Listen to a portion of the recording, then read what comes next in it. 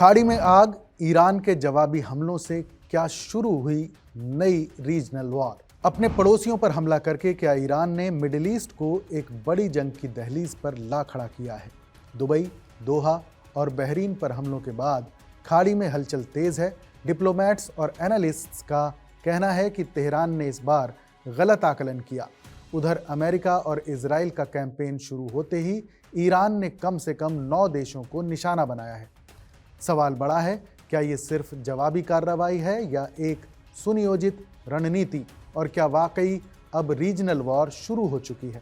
नमस्कार, आदाब, मैं हूं फरीद अली और आप देख रहे हैं TV9 भारतवर्ष।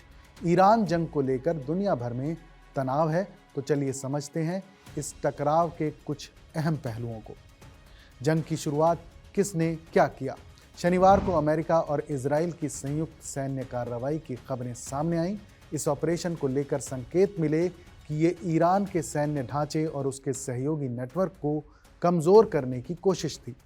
ईरान ने इसे सीधा हमला माना और जवाब में खाड़ी क्षेत्र के कई ठिकानों को निशाना बनाया। दुबई, दोहा और बहरीन जैसे शहरों के नाम सामने आए। यहाँ अहम बात यह है कि खाड़ी के ये देश सीधे युद्ध में पक्षकार नहीं थे, लेकिन अमेरिका के रणनीतिक साझेदार माने जाते हैं। ऐसे में तेहरान का संदेश साफ दिखता है, अगर हमला होगा तो दायरा बढ़ेगा।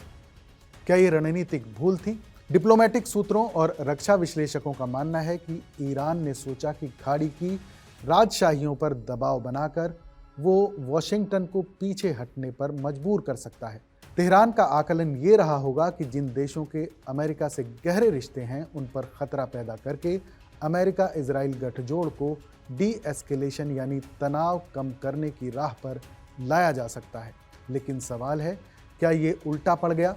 खाड़ी देशों की सुरक्षा अमेरिका से गहराई से जुड़ी है। ऐसे में इन देशों पर हमले का मतलब है अमेरिका की सैन्य मौजूदगी को और आक्रामक बनाना हो सकता है। यही वजह है कि कई एनालिस्ट इसे मिसकैलकुलेशन कह रहे हैं। कौन कौन है इस जंग के केंद्र में? इस पूरे समीकरण में 3 बड़े खिलाड़ी हैं, ईरान, इजराइल और अमेरिका। ईरान लंबे समय से इजराइल को क्षेत्रीय प्रतिद्वंदी मानता रहा है। वहीं इजराइल ईरान के परमाणु कार्यक्रम और उसके प्रॉक्सी नेटवर्क को अस्तित्व के लिए खतरा बताता रहा है। अमेरिका इजराइल का सबसे बड़ा सहयोगी है, जबकि खाड़ी के देश जैसे यूनाइटेड अरब एमिरेट्स, कतर और बहरीन सुरक्षा और आर्थिक दोनों स्तर पर वाशिंगटन से गहराई से जुड़े हुए हैं। ऐसे में ईरान के हमले सीधे सीधे पूरे क्षेत्र को युद्ध के दायरे में खींच सकते हैं। क्या सच में रीजनल वॉर शुरू हो गई है? जब एक देश पर हमला होता है और जवाब में कई देशों को निशाना बनाया जाता है, तो ये 2 देशों की लड़ाई नहीं रह जाती। अगर खाड़ी देश औपचारिक रूप से अमेरिका इजराइल के साथ सैन्य जवाब में शामिल होते हैं, तो ये संघर्ष पश्चिम एशिया का व्यापक युद्ध बन सकता है। इसके असर क्या होंगे? तेल की कीमतों में उछाल, वैश्विक सप्लाई चेन पर दबाव, भारत जैसे ऊर्जा निर्भर देशों पर सीधा असर और क्षेत्र में अस्थिरता।